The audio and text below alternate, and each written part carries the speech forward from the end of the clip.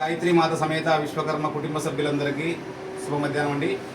పెద్దలందరికీ నమస్కారములు. అలాగే ఈరోజు మేము తిరుపతి వాస్తవులైన మరి కందుకూరి సురేషాచారి అలాగే వాళ్ళ సతీమణి నారాయణమ్మ గార్ల ఇంటికి మేము వచ్చాము.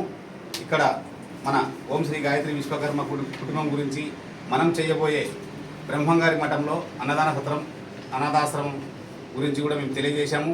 వారి వంతు విరాళంగా వారి మనస్ఫూర్తిగా అక్షరాల 10,116 వాళ్ళు ప్రకటించడం జరిగింది.